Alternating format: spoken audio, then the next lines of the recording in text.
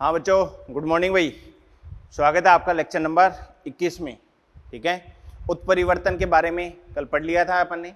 Hotspot क्या होता है, म्यूटेबल जीन क्या होती है, म्यूटेंट जीन क्या होती है, सब के बारे में आपको बता दिया गया था। फॉरवर्ड म्यूटेशन क्या होता है, बैकवर्ड म्यूटेशन क्या होता है। ठीक है, अब अपन म्यूटेशन के जो प्रकार हैं इनके विषय में पढ़ेंगे। म्यूटेशन आप जो है उद्विकास के दौरान उत्परिवर्तन वहां पे भी पढ़ के आ चुके हो। अब यहाँ पर एक फ्लो चार्ट की पहले बात कर लेते हैं और फ्लो चार्ट के बाद एक एक करके सबको अपन डिफाइन कर लेंगे। ठीक है, तो आ जाए बात करें उत्परिवर्तन की।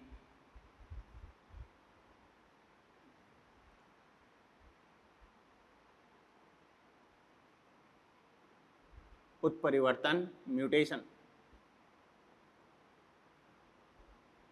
ये उत्परिवर्तन जो है इसकी वजह से परिवर्तन आ सकता है किसमें, गुणसूत्र में।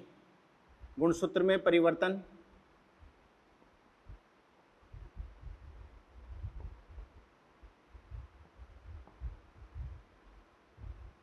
चेंज इन क्रोमोसोम हो सकता है या फिर चेंज इन जीन हो सकता है, जीन में परिवर्तन।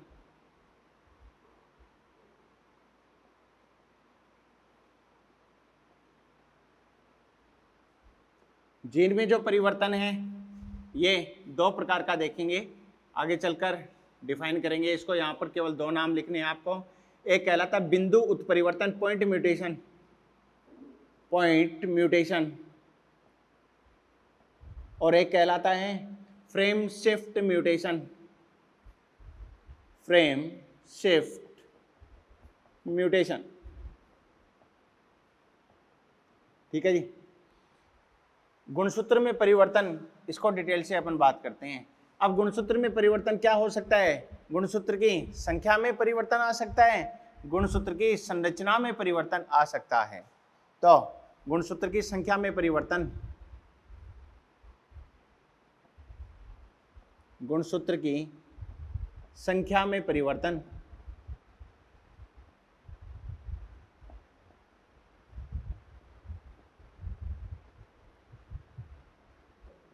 Change in number of chromosome या change in structure of chromosome, गुणसूत्र की संरचना में परिवर्तन।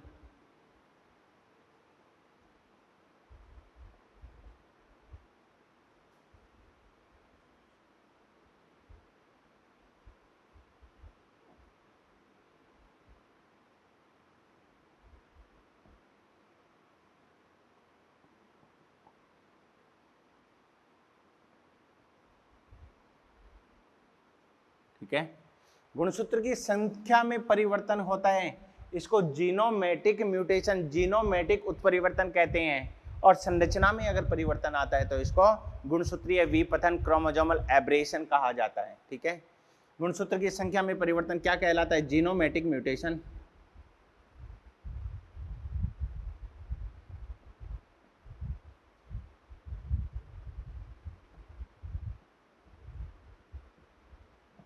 उत्परिवर्तन, और संरचना में परिवर्तन तो गुणसूत्रीय विपथन,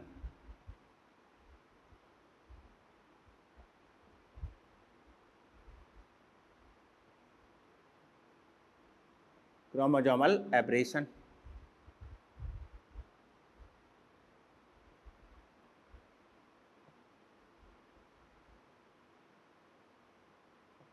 ये क्रोमोसोमल एब्रेशन चार प्रकार का देखेंगे अपन। डुप्लीकेशन, इन्वर्जन, क्या क्या हो गया, डिलीशन, इन्वर्जन, डुप्लीकेशन और स्थानांतरण, ट्रांसलोकेशन।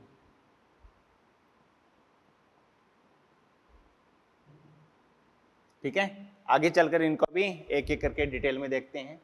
जो जीनोमेटिक म्यूटेशन है, गुणसूत्र की संख्या में परिवर्तन, ये जीनोमेटिक म्यूटेशन दो प्रकार का है। गुणसूत्र का पूरा सेट परिवर्तित हो जाए या गुणसूत्र के एक सेट में गुणसूत्र की संख्या परिवर्तित हो जाए, तो दो प्रकार का होता है ये। गुणसूत्र सेट में परिवर्तन,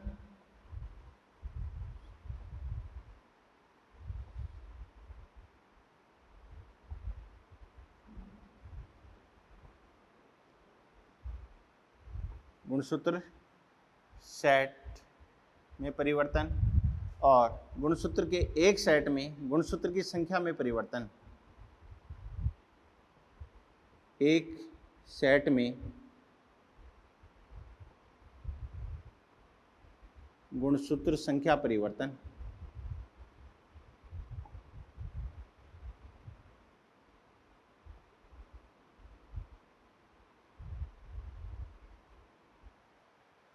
गुणसूत्र का सेट ही पूरा का पूरा चेंज हो जाए, जैसे 2n है तो उसमें से n निकल जाए, या 2n है उसमें n जुड़ जाए, ये कंडीशन क्या कहलाती हैं? गुणसूत्र के सेट में अगर चेंज होता है तो इसको यूप्लॉइडी कहते हैं।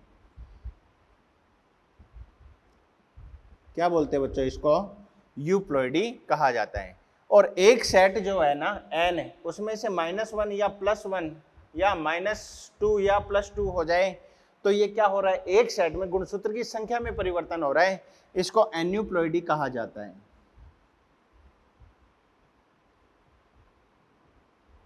इसको क्या बोलते हैं बच्चों? एन्यूप्लॉइडी। ठीक है। अब यूप्लॉइडी जो है इसमें सेट में परिवर्तन हो रहा है, सेट की संख्या परिवर्तित हो रही है, सेट की संख्या घट सकती है या सेट की संख्या बढ़ सकती है, तो कमी आ सकती है, लॉस हो सकता है, या फिर सेट जो है वो ऐड हो सकता है, वो जुड़ सकता है। अगर लॉस हो गया तो इसको क्या कहा जाता है? मोनोप्लॉइडी। क्या बोलते हैं बच्चों? इसको मोनोप्लॉइडी। और मोनोप्लॉइडी का मतलब क्या हो गया? डिप्लॉइड कंडीशन थी, 2n कंडीशन थी, इस 2n में से एक n निकल गया तो कंडीशन क्या बन गई? मोनोप्लॉइडी। हाँ या ना? और अगर ऐड हो जाता है तो इसको क्या बोलते हैं? पॉलीप्लॉइडी कहते हैं इसको। क्या बोलते हैं बच्चों? इसको पॉलीप्लॉइडी। अब पॉलीप्लॉइडी में एक बढ़ सकता है, कंडीशन क्या क्या बनती हैं?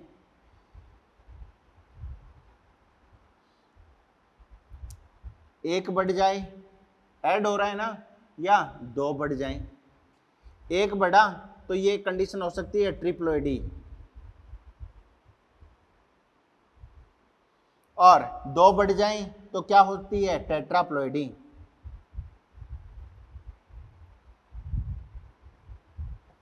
ठीक है। अब एक बढ़ जाए, अब वो कैसा बढ़े? समजात ही गुणसूत्र बढ़े तो ये ऑटोपॉलीप्लॉइडी कहलाती है, और असमजात अगर बढ़ता है तो इसको एलोपॉलीप्लॉइडी कहते हैं। तो पॉलीप्लॉइडी के फिर से दो प्रकार होते हैं, एक कहलाती है ऑटो पॉलीप्लॉइडी और एक कहलाती है एलोपॉलीप्लॉइडी।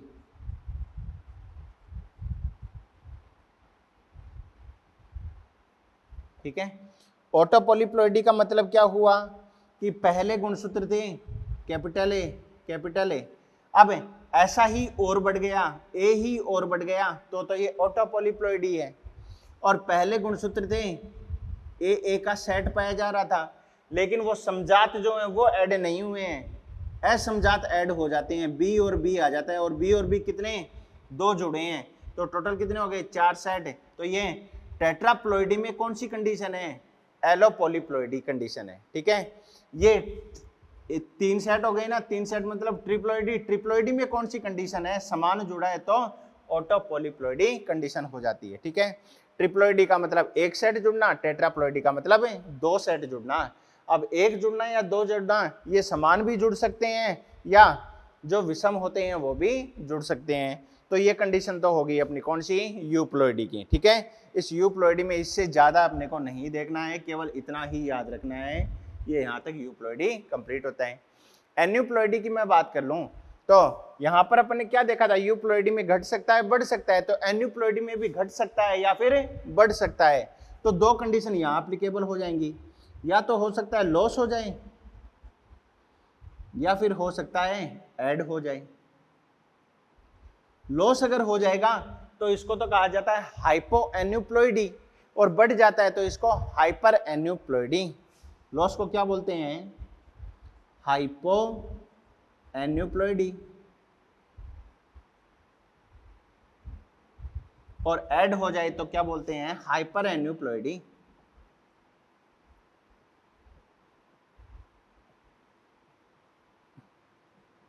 हाइपर एन्यूप्लॉइडी, ठीक है। अब लॉस हो जाए, कितने का लॉस हो, एक का लॉस हो तो मोनोसोमी है। तो ये जो हाइपो एन्यूप्लॉइडी है इसकी कंडीशन बनेगी मोनोसोमी, ठीक है। दूसरी बनेगी डबल मोनोसोमी, डबल मोनोसोमी। तीसरी कंडीशन बनती है नलीसोमी। कैसे लिखा जाता है इनको, मोनोसोमी का मतलब 2n - 1 करना पड़ेगा यहाँ पर। 2n - n कर दोगे तो मोनोपोलीप्लॉइडी है, मोनोप्लॉइडी कंडीशन बन जाएगी, ठीक है। ट्रिप्लॉइडी का मतलब क्या हो गया, 2n + n कंडीशन हो गई। टेट्राप्लॉइडी का मतलब क्या हो गया, 2n + 2n कंडीशन हो जाती है, तो ये टेट्राप्लॉइडी कहला जाती है। मोनोसोमी में एक सेट में एक गुणसूत्र घट गया तो मोनोसोमी है। डबल मोनोसोमी का मतलब हो गया 2n, एक बार मोनोसोमी और दूसरी बार मोनोसोमी, तो 2 बार क्या करना है, -1 करना है। और नलीसोमी का मतलब क्या है, 2n - 2 ऐसे करना है। अब आप कहोगे साहब ये और ये तो एक ही बात है, ये एक बात नहीं है। 2 बार -1 लिखा गया है, इसका मतलब है असमजात जो गुणसूत्र हैं उनमें से एक एक घट गया है, एक एक गुणसूत्र हट गया है, हाँ या ना। और एक बार -2 करने का मतलब है समजात जो गुणसूत्र हैं उनमें से 2 गुण, समजात गुणसूत्रों के सेट में से 2 गुणसूत्र जो है वो निकल गए हैं। तो 2 बार -1 लिखने का तो मतलब क्या है, होमोलॉगस या नॉन होमोलॉगस, नॉन होमोलॉगस, असमजात।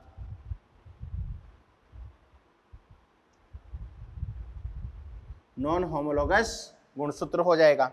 और एक बार -2 लिखने का मतलब क्या है, ये समजात गुणसूत्र हो गया, होमोलॉगस समजात गुणसूत्र,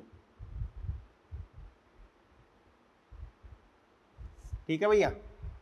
तो hypo aneuploidy, monosomy, double monosomy और नलीसोमी ये केस बन जाते हैं। हाइपर एन्यूप्लॉइडी की बात कर लूं तो यहाँ केस कौन से बन जाएंगे, यहाँ केस बन जाएंगे ट्राइसोमी,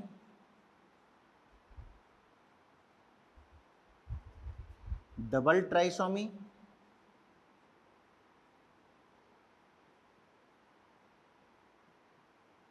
और कौन सा हो जाएगा, टेट्रासोमी।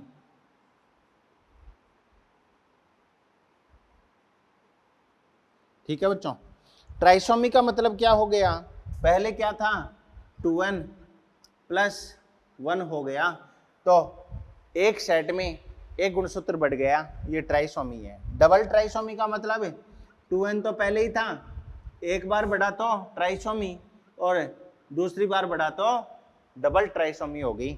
2 बार +1 लिखने का मतलब समजात या असमजात नॉन होमोलॉगस क्रोमोसोम में एक एक ऐड हो गया है गुणसूत्र, हाँ या ना। टेट्रासोमी का मतलब क्या है, 2n + 2, तो समजात गुणसूत्र का जो सेट है उसमें एक ही सेट में 2 गुणसूत्र क्या हो गए हैं, जुड़ गए हैं, क्या कहलाता है, टेट्रासोमी कंडीशन कहलाती है, ठीक है। तो ये जो कंडीशन मैंने आपको बताई है, कौन सी, यूप्लॉइडी की, एन्यूप्लॉइडी की, इनकी डेफिनेशन भी साथ साथ में क्लियर कर दी है। उन डेफिनेशन को लैंग्वेज में लिखने की आवश्यकता नहीं है, ऐसे ही समझो।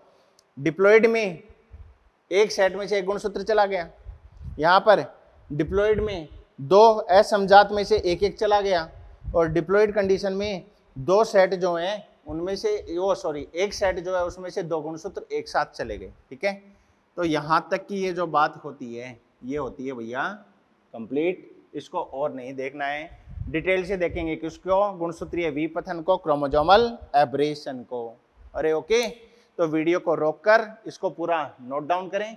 अगर कहीं फॉन्ट छोटे भी हो जाते हैं ना तो फिर क्या किया जाता है, अगर बहुत सारे बच्चे जो हैं वो छोटे मोबाइल स्क्रीन में देखते हैं, एंड्रॉयड फ़ोन भी बड़ी स्क्रीन वाले छोटे स्क्रीन वाले आते हैं, जिनके छोटी स्क्रीन है ना वो इसका स्क्रीनशॉट ले लो पहले, ठीक है, और लेक्चर पूरा होने के बाद स्क्रीनशॉट को जूम करके इस फ्लो चार्ट को बना लेना। अरे बोलो भाई, तो एक ही बोर्ड पर ये सब कुछ बनाने के कारण हो सकता है ये वाले फॉन्ट आपको छोटे दिखाई दे जाएं, लेकिन इसका उपाय भी मैंने आपको बता दिया है। जो लैपटॉप में या स्मार्ट टीवी में देख रहे हैं उनके तो कोई दिक्कत ही नहीं है। ठीक है, नोट डाउन करो। किया भैया? मिटा दें? बिल्कुल मिटाते हैं।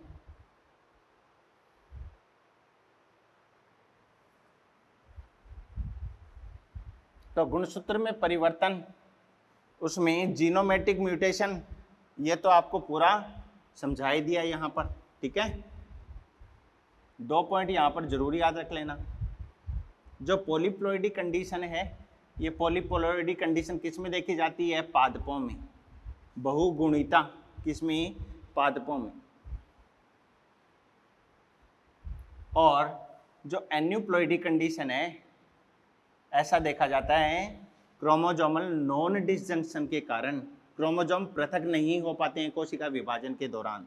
और ऐसा किस में देखा जाता है? अधिक उम्र की जो महिलाएं होती हैं उनमें अगर प्रेगनेंसी क्रिएट होती है, गर्भावस्था आती है, तो जो बच्चे पैदा होंगे उनमें गुणसूत्रीय विकार होने की संभावनाएं बढ़ जाती हैं। और ऐसा किसके कारण होता है? एन्यूप्लॉइडी के कारण। तो विपथन पढ़ने से पहले 2 बिंदु मैं आपको लिखा रहा हूं, नोट लगा के लिख लेना उन पॉइंट को। नोट, बहुगुणिता या पॉलीप्लॉइडी,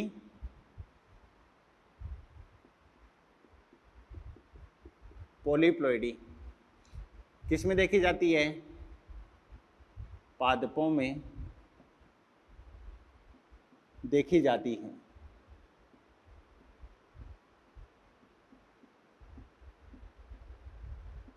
ठीक है बच्चों, पहला पॉइंट। दूसरा पॉइंट, एन्यूप्लॉइडी,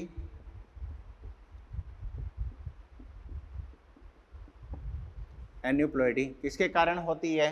गुणसूत्रीय पृथक्करण ना होने के कारण।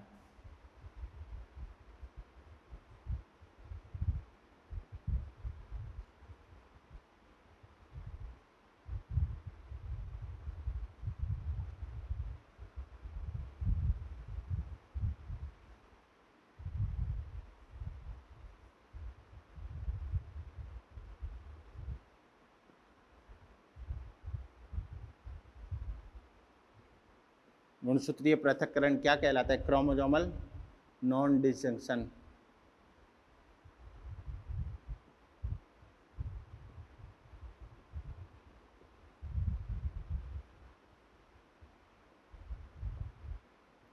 ठीक है बच्चों, और ये वाला केस किस में देखा जाएगा?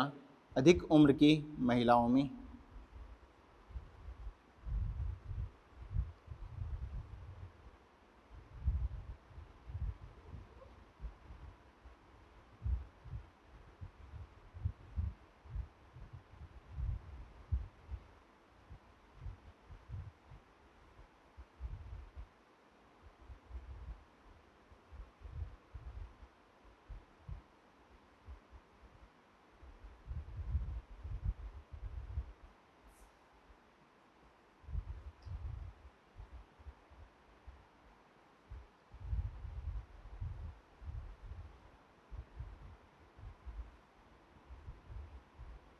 गुणसूत्रीय विकार आने की संभावना बढ़ जाती है।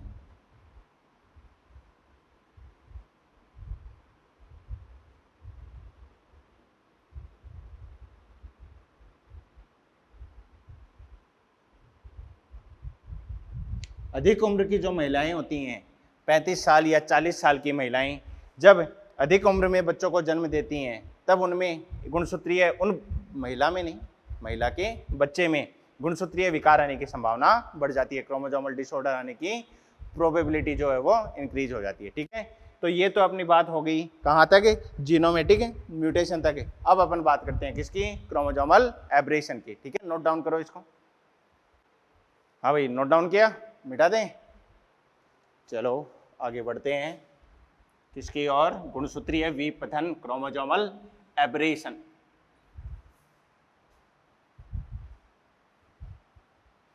किसमें परिवर्तन आ रहा है? गुणसूत्र की संरचना में परिवर्तन आ रहा है। स्ट्रक्चर जो है क्रोमोसोम की उसमें चेंज आ रहा है। क्या कहलाता है? क्रोमोसोमल एब्रेशन या गुणसूत्रीय विपथन कहलाता है। हेडिंग लगाएं, गुणसूत्रीय विपतन, क्रोमोसोमल एब्रेशन।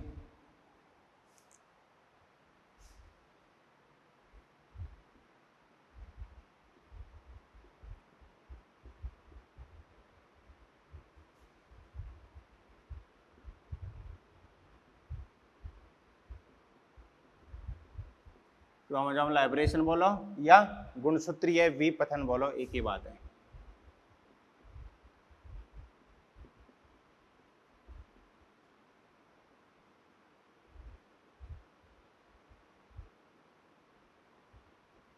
सबसे पहला आएगा अपना डिलीशन, विलोपन।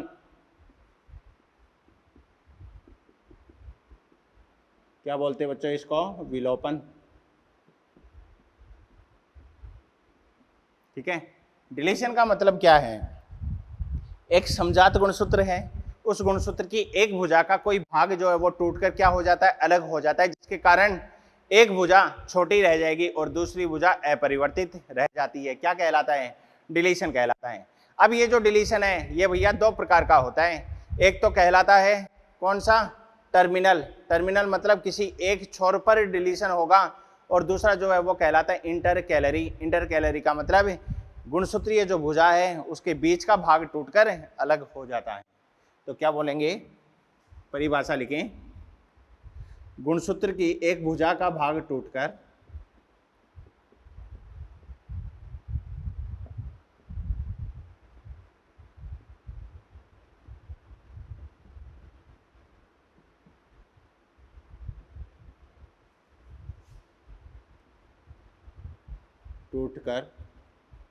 पृथक हो जाता है, अलग हो जाता है, वापस नहीं जुड़ेगा, पृथक हो जाता है।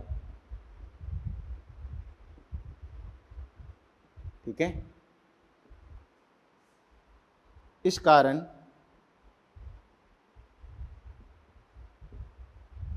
एक भुजा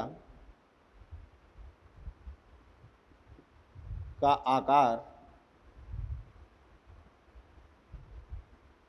छोटा हो जाता है।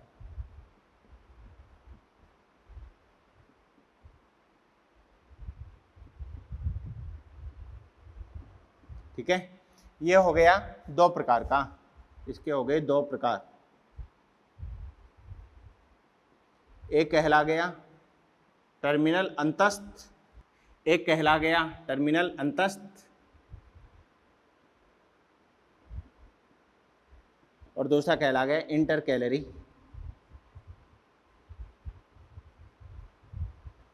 Intercalary deletion. क्या मतलब है इन दोनों प्रकार के डिलीशन का? एक क्रोमोसोमल डायग्राम की सहायता से इसको मैं बताता हूं आपको। ये गुणसूत्र है भैया, और इसमें डिलीशन के कारण ये इस रूप में परिवर्तित हो जाता है। यहाँ पर जीन क्या पाई जा रही है? जैसे 1 2 3 4 ये जीन है, 5 6 7 8। यहाँ पर डिलीशन किसका हुआ है?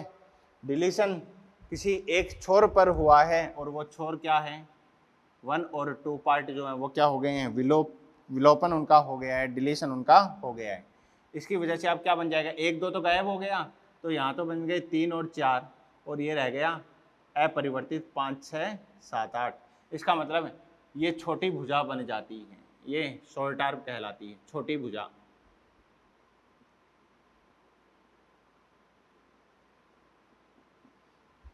इस प्रकार के डिलीशन को क्या कहा जाता है बच्चों? टर्मिनल डिलीशन कहा जाता है। इंटरकैलरी की बात करूं तो वही डायग्राम की सहायता से देखते हैं। ये गुणसूत्र हो गया अपना। डिलीशन के बाद एक भुजा तो रह गई छोटी, और दूसरी भुजा अपरिवर्तित आकार रह जाता है। यहाँ पर क्या है? 1 2 3 4,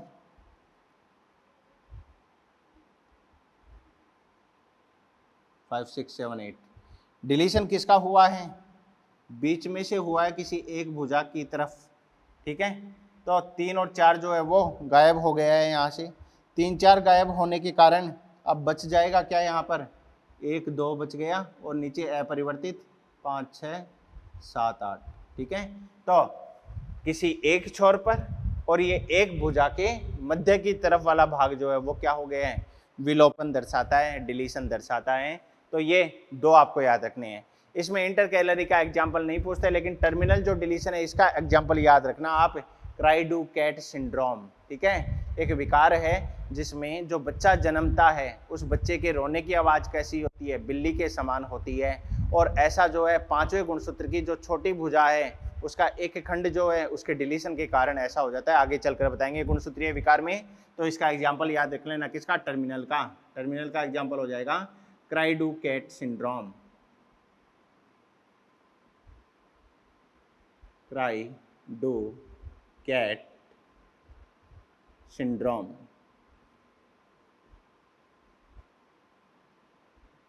ठीक है, गुणसूत्रीय विकारों को क्या कहा जाता है, सिंड्रोम कहा जाता है। इसको डिलीशन को नोट डाउन करें, इसके बाद आगे बढ़ते हैं अपन। किया नोट डाउन, मिटा दें।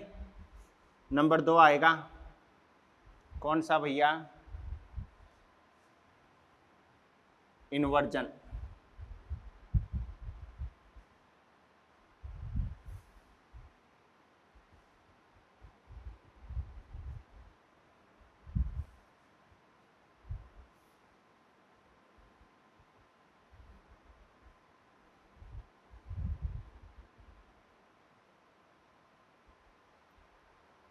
नंबर 2 है इन्वर्जन।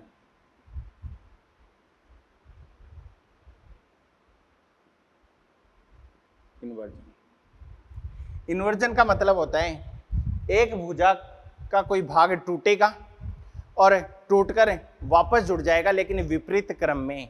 जैसे 1 और 2 टूटा, ये वापस वहीं आकर जुड़ जाएगा, लेकिन ऑर्डर क्या हो जाएगा, क्रम क्या हो जाएगा, 1 2 नहीं होगा, 2 और 1 क्रम इसका हो जाता है। ठीक है, तो इसे क्या बोलते हैं, इन्वर्जन कहते हैं। हाँ, तो पहले की बात करते हैं। पहला तो हो ही गया अपना, हो जाएगा नंबर 2 कौन सा, इन्वर्जन।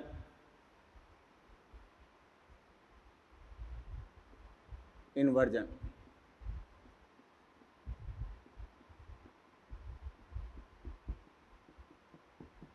इन्वर्जन का मतलब हो गया गुणसूत्र के कोई भाग टूटेगा। एक ही गुणसूत्र की बात कर रहा हूं, समझात की बात हो रही है यहाँ पर। गुणसूत्र का भाग टूटेगा, टूटकर परमानेंट अलग नहीं होगा, वापस जुड़ेगा आकर उसी गुणसूत्र पर, लेकिन क्रम क्या होगा उसके जुड़ने का, विपरीत क्रम में वो जुड़ता है। ठीक है, इसको क्या कहते हैं, इन्वर्जन कहते हैं। विपरीत क्रम का मतलब जैसे 3 और 4 टूटा, वो 3 4 वाला जो जीन का भाग है वो वापस जुड़ेगा, लेकिन क्रम क्या हो जाएगा जीनों का, 4 और 3 क्रम हो जाता है। ठीक है बच्चों, क्या कहा जाता है इसको, इन्वर्जन कहा जाता है। ठीक है, अब ये हो गया 2 प्रकार का, कौन कौन सा, एक पैरासेंट्रिक कहलाता है, एक पेरीसेंट्रिक कहलाता है। पैरासेंट्रिक का मतलब हो गया केंद्र के किसी एक और पेरीसेंट्रिक का मतलब हो गया केंद्र के दोनों तरफ वाले भाग जो हैं ये क्या हो जाएंगे, विपरीत क्रम में जुड़ जाते हैं। ठीक है, तो इन्वर्जन की बात कर लूं मैं। इन्वर्जन क्या हो गया, गुणसूत्र का भाग टूटकर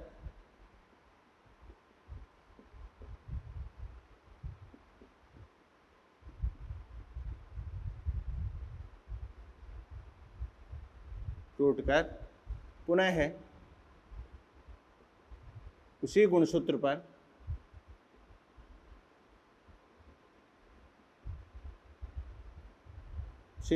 पर जुड़ जाता है,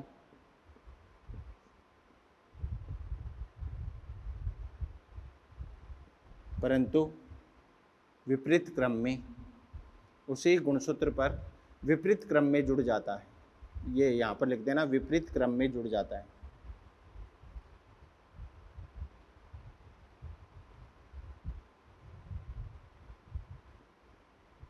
क्रम में जुड़ जाता है, क्या कहलाता है, इन्वर्जन कहलाता है। और विपरीत क्रम में जुड़ गया, उस पर आकर वापस, इसका मतलब गुणसूत्र की भुजा अपरिवर्तित रहती है, छोटी नहीं होती। गुणसूत्र भुजा का आकार अपरिवर्तित रहता है।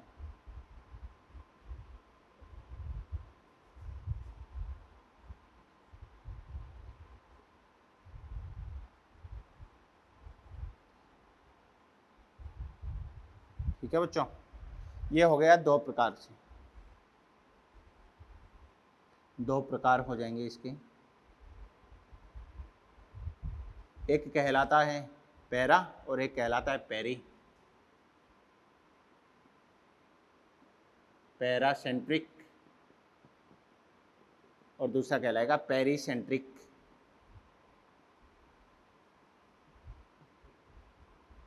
पैरासेंट्रिक का मतलब तो है गुणसूत्र का सेंट्रोमियर जो है वो इसमें सम्मिलित नहीं होगा और यहाँ पर गुणसूत्र का सेंट्रोमियर सम्मिलित होगा।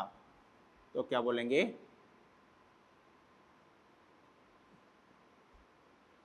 गुणसूत्र का केंद्रीय भाग जिसको क्या बोलते हैं? सेंट्रोमियर। सेंट्रोमियर सम्मिलित नहीं होता है।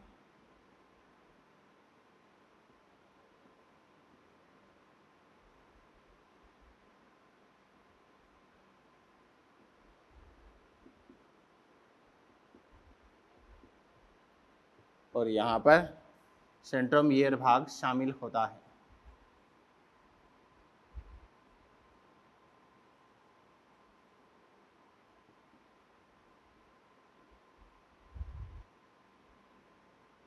सम्मिलित होता है।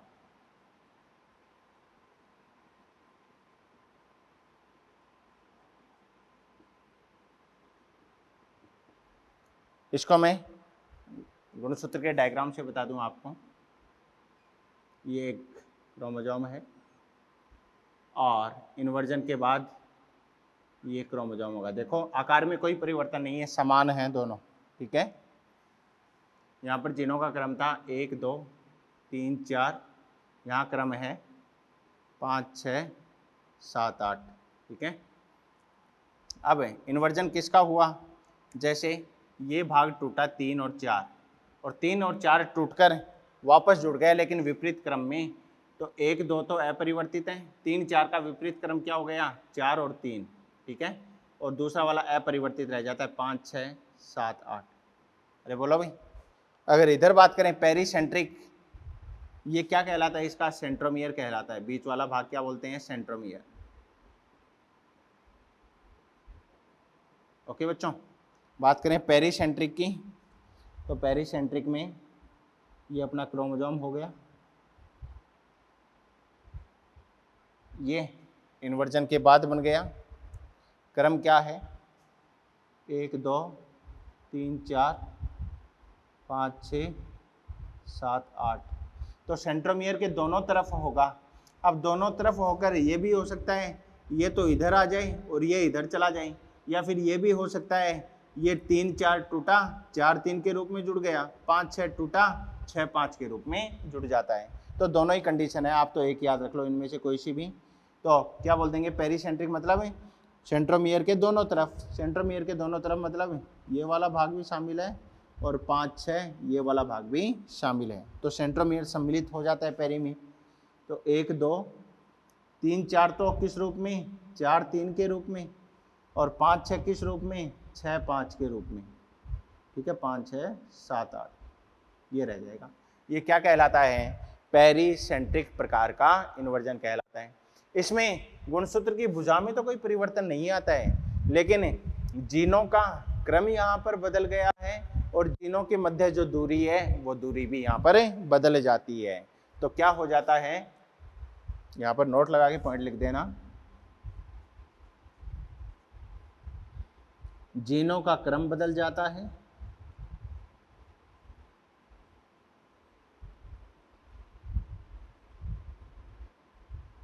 बदल जाता है। कहने का मतलब लिंकेज मैप जो गुणसूत्रीय मानचित्र है वो बदल जाएगा। और दूसरी बात, जीनों की मध्य दूरी बदल जाती है।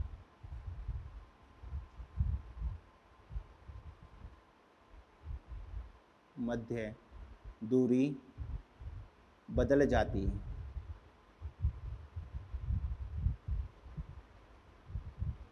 क्रम बदल गया, 1 2 3 4 था, क्रम 1 2 4 3 हो गया, आया ना। दूरी परिवर्तित हो गई। दूरी का मतलब है पहले जो है 4 और 5 ये पास पास पाए जा रहे थे, केवल सेंट्रोमियर बीच में था।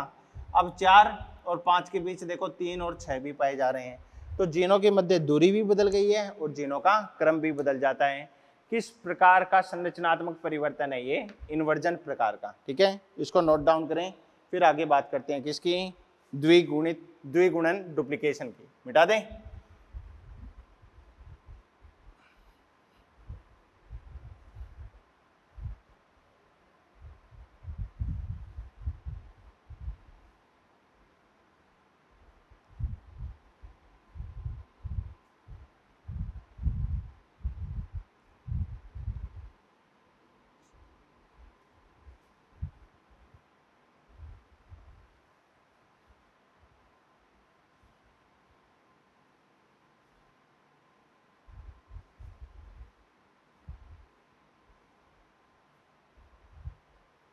आ जाओ बच्चों, नंबर 3 बात करते हैं डुप्लीकेशन, द्विगुणन।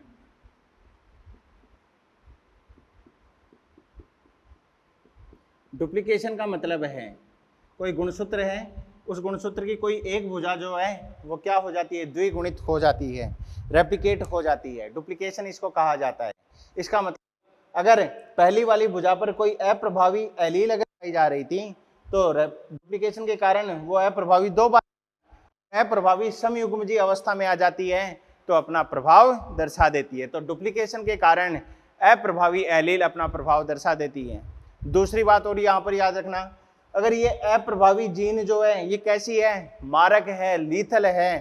तो अप्रभावी एलील या अप्रभावी जीन जो है वो अपना प्रभाव दर्शा देगी यहाँ पर, और मारक रूप है इसका, लीथल रूप कहलाता है। इसका मतलब जीव की मृत्यु भी हो सकती है इस डुप्लीकेशन के कारण, क्योंकि अप्रभावी समयुग्मजीय अवस्था में आ जाएगी तो अपना प्रभाव दर्शाती है। ठीक है, तो बात करते हैं डुप्लीकेशन की।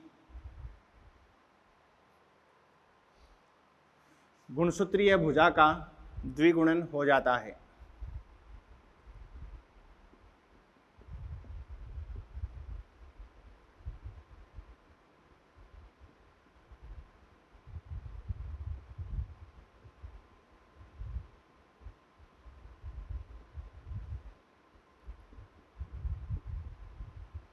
हो जाता है यदि भुजा पर अप्रभावी एलील उपस्थित है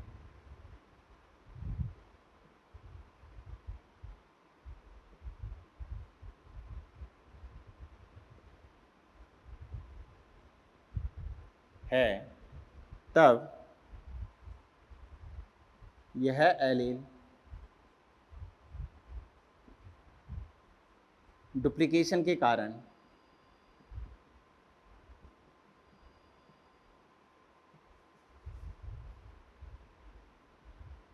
अपना प्रभाव दर्शाती है।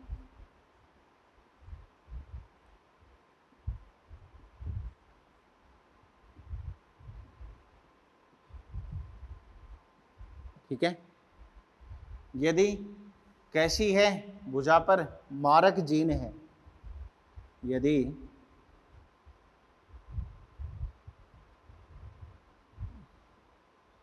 भुजा पर अप्रभावी मारक जीन उपस्थित हो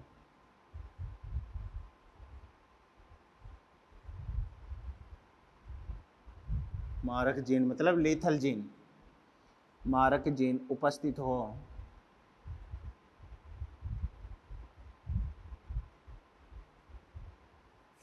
तब इसके डुप्लीकेशन के कारण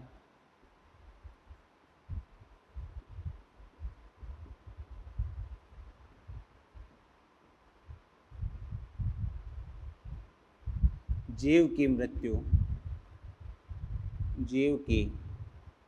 हो जाती है।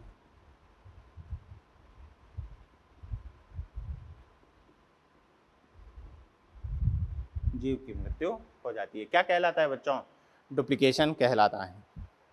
इसको मैं गुणसूत्र के डायग्राम के द्वारा रिप्रेजेंट कर दूं आपके सामने। ये गुणसूत्र था, ठीक है। इसमें क्या हो गया? डुप्लीकेशन हो गया, इस भुजा का डुप्लीकेशन हो गया। कहने का मतलब पहले जीन 1 2 3 4 ये थी, 5 6 7 8, यहाँ क्या हो जाएगा? ये तो अपरिवर्तित है 3 4 ये 5 6 7 8 का डुप्लीकेशन हुआ है, तो 5 6 7 8 यहाँ पर आ गया। ठीक है बच्चों, तो इसे क्या बोलते हैं, डुप्लीकेशन कहा जाता है। ठीक है, एग्जाम्पल इसका याद रखना है, ड्रोसोफिला में बार आई का लक्षण,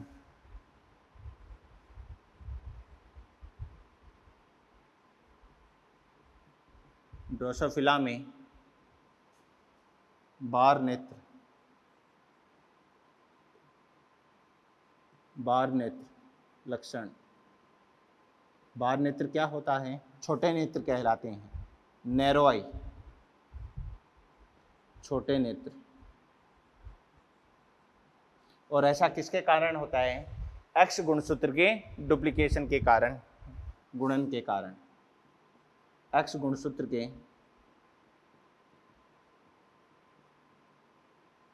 डुप्लीकेशन के कारण।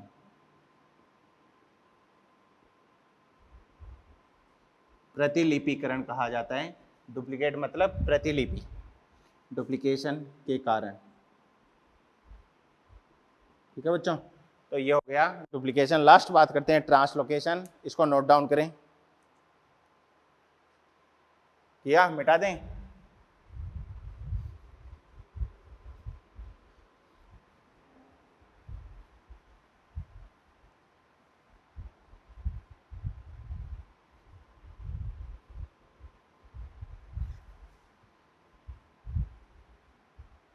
थ्योरेटिकल पार्ट है भैया पूरा ही, थ्योरेटिकल क्वेश्चन बनने की संभावनाएं होती हैं यहाँ से, इसलिए थ्योरेटिकल पार्ट कंप्लीट करवा दिया। अब थ्योरेटिकली बचा हुआ है वैसे मेन तो, ठीक है, कुछ एक न्यूमेरिकल पोर्शन आएगा वो भी करवाएंगे। ट्रांसलोकेशन स्थानांतरण नंबर 4 आ जाएगा।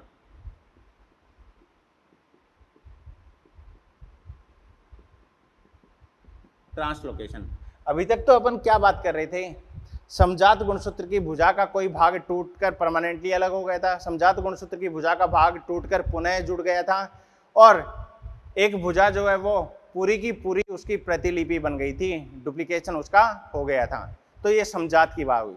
अब ट्रांसलोकेशन में अपन क्या बात करेंगे, एक समजात गुणसूत्र का भाग टूटकर दूसरे असमजात गुणसूत्र पे जुड़ जाता है। समजात गुणसूत्र कौन सा होता है, जो मॉर्फोलॉजिकली और जेनेटिकली क्या होता है, आकारिकीय रूप से और आनुवंशिकी रूप से क्या होता है, समान होता है, क्या कहलाता है, समजात कहलाता है। जो असमान रहते हैं इन दोनों ही रूप से वो असमजात गुणसूत्र कहलाते हैं। ठीक है, तो क्या देखेंगे ट्रांसलोकेशन में,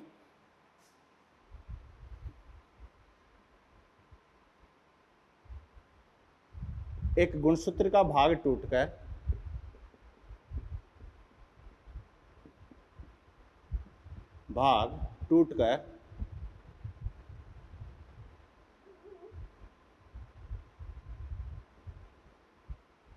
दूसरे असमजात गुणसूत्र पर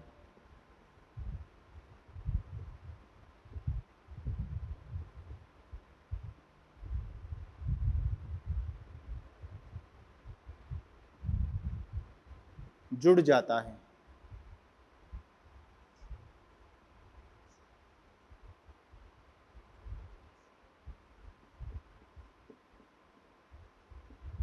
क्या कहलाता है, ट्रांसलोकेशन। ये ट्रांसलोकेशन भैया है 3 प्रकार, एक कहलाता है सिंपल, सरल, सिंपल ट्रांसलोकेशन, एक कहलाता है इंटरस्टिशियल,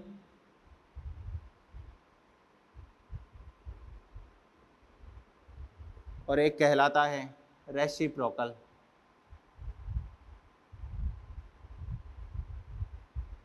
ठीक है, तो ये 3 प्रकार के ट्रांसलोकेशन की बात की जाएगी। क्या क्या है देखना है इसमें, सिंपल ट्रांसलोकेशन, पहले डायग्राम मैं बना देता हूँ आपको इनके तीनों के लिए ही।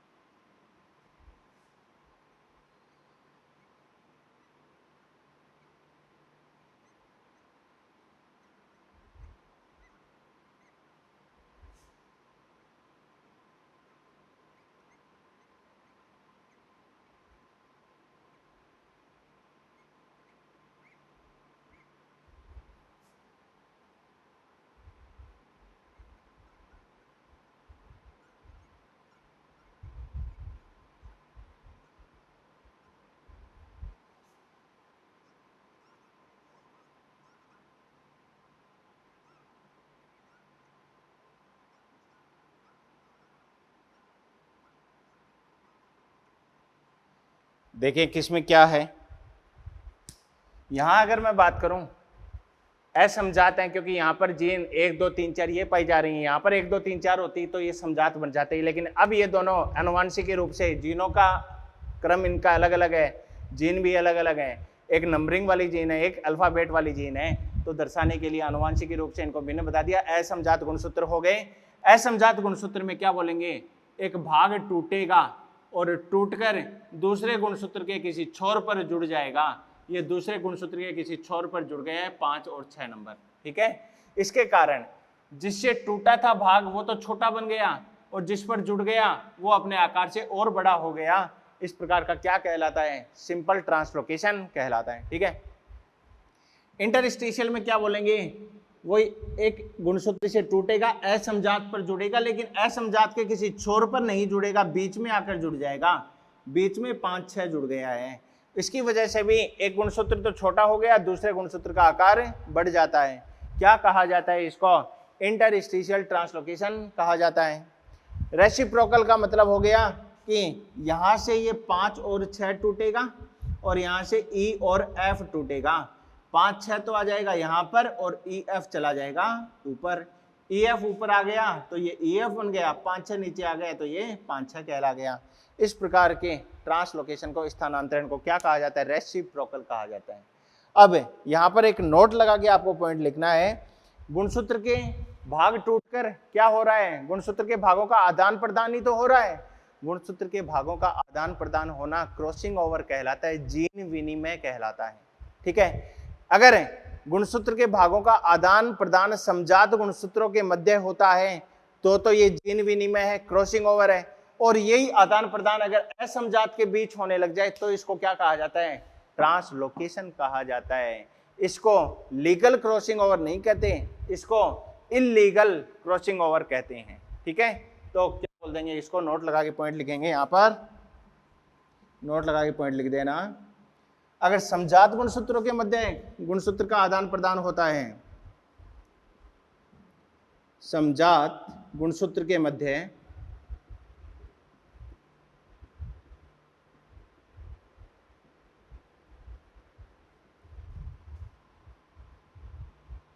गुणसूत्र के भाग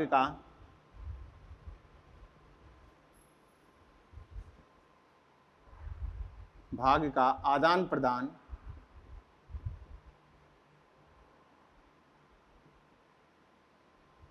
जीन विनिमय कहलाता है। जीन विनिमय क्रॉसिंग ओवर कहलाता है।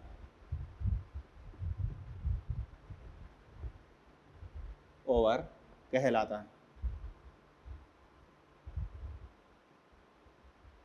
और यही आदान प्रदान किसके बीच होने लग जाए, असमजात के बीच होने लग जाए तो ये क्या कहलाता है, ट्रांसलोकेशन कहलाता है। इस ट्रांसलोकेशन को और क्या बोलते हैं, इलीगल क्रॉसिंग ओवर भी कहते हैं। क्या बोलते हैं इसको, गैर कानूनी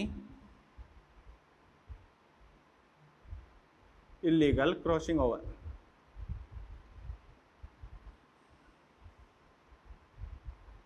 ठीक है बच्चों, ये जो रेसिप्रोकल है इसका उदाहरण आपको याद रखना है। वो उदाहरण क्या है, क्रोनिक माइलॉइड ल्यूकीमिया, एक प्रकार का ब्लड कैंसर है भैया। ठीक है, इसका एग्जाम्पल मैं लिखा रहा हूं, रेसिप्रोकल का एग्जाम्पल,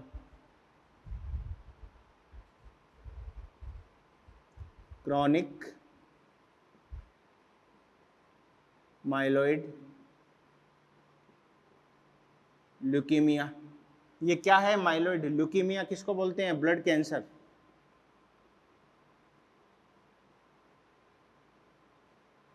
ब्लड कैंसर को कहा जाता है। और ऐसा किसके कारण होता है, 22वां ऑटोसोम और 9वां ऑटोसोम दोनों असमजात बन गए, इनके मध्य गुणसूत्रों के भागों का आदान प्रदान की वजह से ये विकार उत्पन्न होता है, क्रोनिक माइलॉइड ल्यूकीमिया। किसके मध्य, गुणसूत्र 22 तथा 9 के मध्य आदान प्रदान या जीन विनिमय क्रॉसिंग ओवर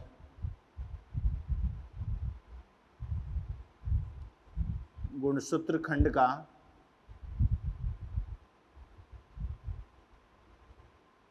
आदान प्रदान।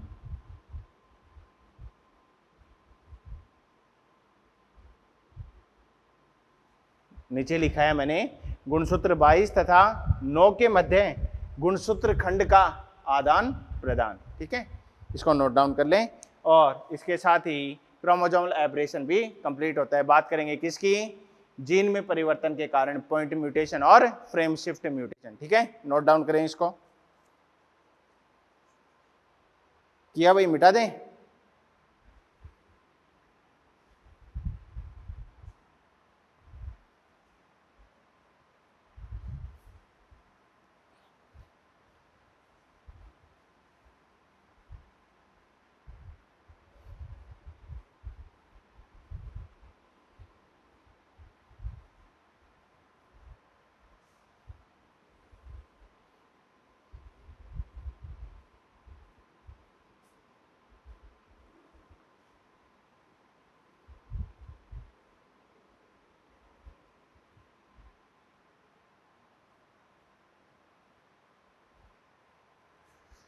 चलो साहब, बात करते हैं जीन में परिवर्तन के कारण। जीन में परिवर्तन, उत्परिवर्तन के कारण क्या हो सकता है? जीन में परिवर्तन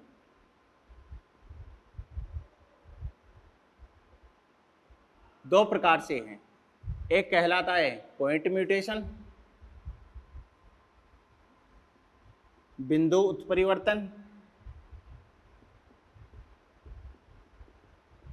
क्या बोलते हैं इसको? बिंदु उत्परिवर्तन।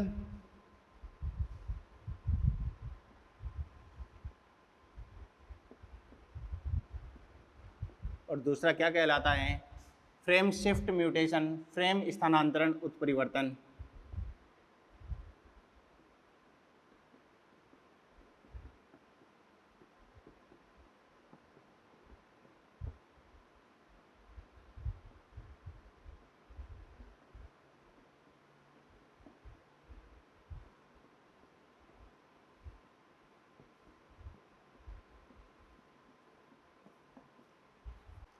ठीक है, तो बात करते हैं पॉइंट म्यूटेशन की। पॉइंट म्यूटेशन के केस में क्या देखा जाएगा कि एक या दो नाइट्रोजन क्षार जो हैं वो क्या हो जाते हैं? प्रतिस्थापित हो जाते हैं, सब्स्टिट्यूट हो जाते हैं।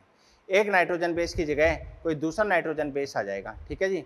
और आपने मॉलिक्यूलर बायोलॉजी में ये बात पढ़ी भी है कि एक या दो नाइट्रोजन बेस हटते नहीं है परमानेंटली। प्रतिस्थापन अगर उनका हो जाता है तो हो सकता है एक कोडॉन बदल जाए। ठीक है, तो प्रतिस्थापन के कारण एक कोडॉन बदलेगा और उस एक कोडॉन बदलने के कारण हो सकता है एक अमीनो एसिड बदल जाए। क्योंकि एक बात याद रखना कि एक अमीनो अम्ल जो है वो एक से ज़्यादा कोडॉन के द्वारा जो है वो कोडित किया जाता है। ठीक है, तो उसके लिए एक से ज़्यादा कूट उपस्थित होते हैं। तो पॉइंट म्यूटेशन में क्या बोलेंगे अपन? एक या दो नाइट्रोजन क्षारों का प्रतिस्थापन हो जाता है।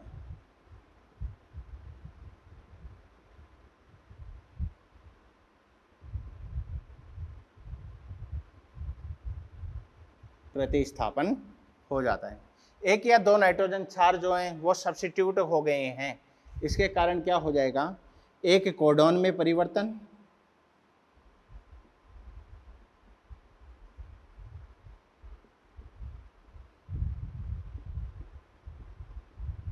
एक कोडॉन में परिवर्तन आएगा। और एक कोडॉन में परिवर्तन आएगा तो हो सकता है एक अमीनो अम्ल परिवर्तित हो जाए। एक अमीनो अम्ल में परिवर्तन आ सकता है।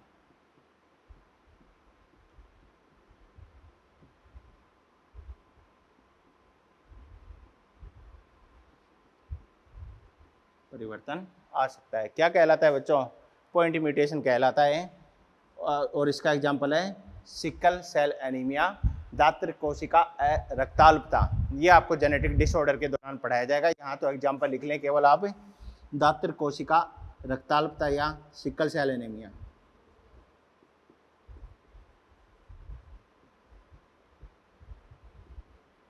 आनुवांशिक विकार में ये पढ़ाया जाएगा आपको, ठीक है। तो इसका एग्जाम्पल बन गया सिकल सेल एनीमिया। बात करते हैं फ्रेम शिफ्ट म्यूटेशन की। फ्रेम शिफ्ट म्यूटेशन में क्या हो जाएगा, एक या दो नाइट्रोजन क्षार जो हैं वो क्या हो जाते हैं, हट ही जाते हैं, परमानेंटली रिमूव हो जाते हैं। एक या दो नाइट्रोजन क्षार हट जाते हैं,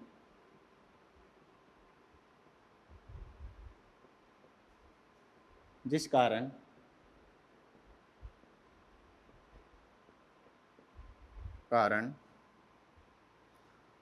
पूर्ण फ्रेम परिवर्तित हो जाती है।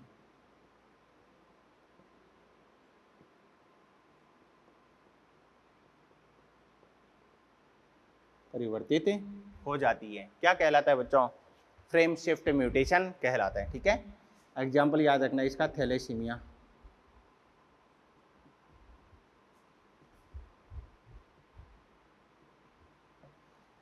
ओके, तो ये दो प्रकार का पॉइंट म्यूटेशन हो गया और फ्रेम शिफ्ट म्यूटेशन कहला गया। यहाँ ये जो क्षार प्रतिस्थापन हो रहा है, इसके लिए एक पॉइंट याद रखना, नोट लगा के पॉइंट लिख रहे हैं यहाँ पर, क्षार प्रतिस्थापन।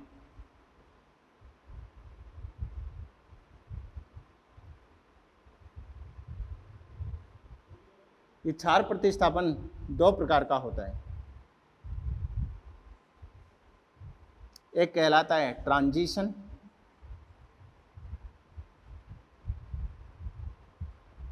एक कहलाता है ट्रांसवर्जन।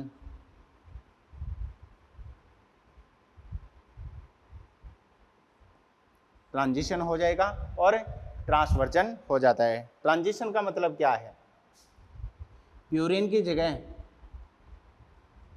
क्या आ जाए, प्यूरिन आ जाए।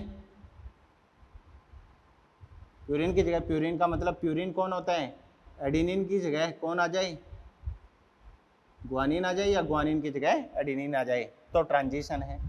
पायरिमिडीन की जगह कौन आ जाए, पायरिमिडीन आ जाए। इसका मतलब क्या हो गया, साइटोसिन की जगह थायमिन आ जाए या थायमिन की जगह साइटोसिन आ जाए, तो ये क्या कहलाता है, ट्रांजिशन प्रकार का कहलाता है। ट्रांसवर्जन में क्या हो जाएगा, प्यूरिन के स्थान पर पिरिमिडीन आ जाए, प्यूरिन के स्थान पर पायरिमिडीन आ जाए, या पायरिमिडीन के स्थान पर प्यूरिन आ जाए। कहने का मतलब है एडिनिन के स्थान पर कौन आ जाए, थायमिन आ जाए, या थायमिन के स्थान पर एडिनिन आ जाए। ग्वानिन के स्थान पर साइटोसिन आ जाए, या साइटोसिन के स्थान पर ग्वानिन आ जाए, या एडिनिन की जगह साइटोसिन आ जाए और थायमिन की जगह ग्वानिन आ जाए, कैसे ही कर लो आप। तो प्यूरिन का प्रतिस्थापन प्यूरिन के द्वारा होगा, ट्रांजिशन है। पायरिमिडीन का पायरिमिडीन के द्वारा होगा, ट्रांजिशन है। लेकिन प्यूरिन का पायरिमिडीन के द्वारा होता है, इसको ट्रांसवर्जन कहा जाता है, ठीक है बच्चों। तो ये आज का लेक्चर जो है, लेक्चर नंबर 21 अपना कंप्लीट होता है। और अब इसमें जो है वो फैक्टर बचे हैं जिसकी वजह से उत्परिवर्तन पैदा होता है, 5 मिनट का है, ये कल करवाएंगे। और कल वंशावली विश्लेषण पेडिग्री एनालिसिस के विषय में बात की जाएगी। Okay, thank you.